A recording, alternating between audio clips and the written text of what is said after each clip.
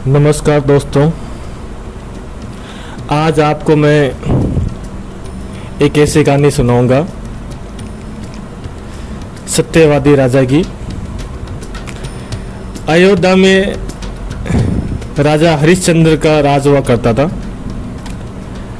राजा हरिश्चंद्र इतने दानवीर थे कि वो सपने में भी कोई सोच लेते नहीं कि ये मेरे को दान करना है, वही दान करते थे।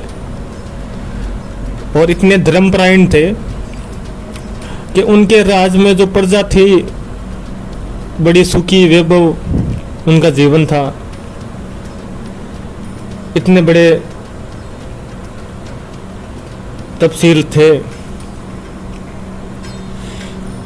इंद्रलोक में एक बार देवताओं की सभा में ये कहा गया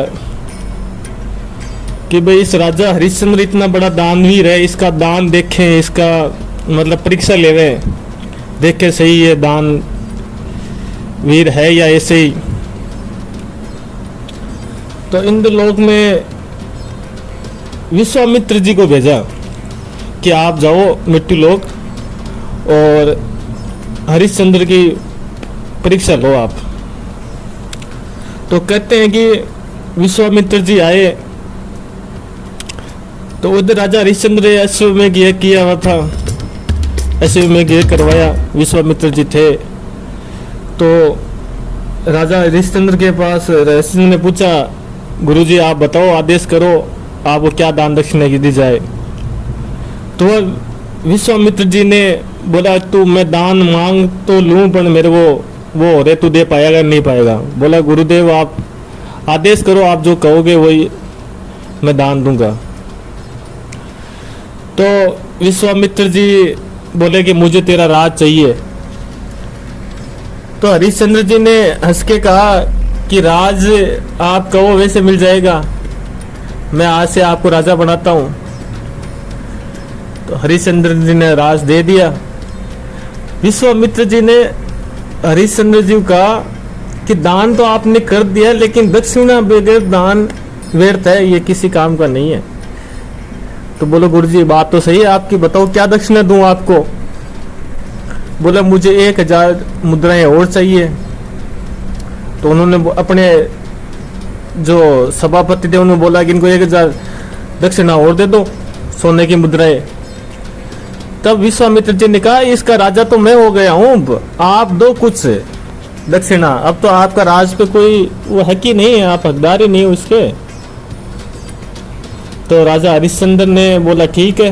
बोला, आज गुरुजी अभी तो मेरे पास कुछ है नहीं, मैंने सब कुछ दान दे दिया है। बोला, शाम तक मैं आपको 1000 स्वर्ण मुद्राएं लौटा दूंगा। हाँ, राजा हरिश्चंद्र चले गए। वहां से निकल के बाजार में अपनी खुद की बोली लगाई कि भाई कोई मेरे को खरीदना चाह रहा है वो खरीद ले। तब एक शमशान घाट पे जो शमशान भूमि में रहते हैं, उसने 1000 स्वर्ण मुद्राएं दे के राजा हरिश्चंद्र को खरीद लिया। और राजा हरिश्चंद्र ने वो 1000 स्वर्ण मुद्राएं दे के विश्वामित्र जी को दक्षिणा दी और राजा वहां से शमशान भूमि में आ गया। राजा के साथ रानी तारामती और रोहितास एक लड़का था उनके, वो एक ब्राह्मण के यहाँ रहने लग गए। राजा हरिश्चंद्र यहाँ शमशान भूमि में काम करने लगे थे। भगवान को परीक्षा लेनी थी तो विश्वामित्र जी ने सर्प का देवता को बोला कि ये रोहतास है, इसको आप डस लो। तो जब ये सर्प देवता रोहितास जो राजा हरिश्चंद्र का लड़का था उसको सर्प एक दिन डस लेता है। तो अब तारामती, अब रोहितास को हिंदू रीति रिवाज के धर्म के अनुसार जलाया जाता है, दफनाया जाता है। तो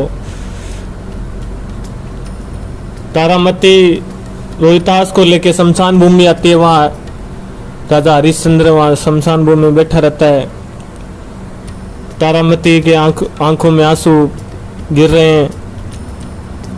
तब राजा हरिश्चंद्र उनके पास जाता, बोले क्या हुआ। बोले कि मेरा लड़का ख़त्म हो गया है, इसको जलाना है, दाह संस्कार करना है और मेरे पास पैसे नहीं है।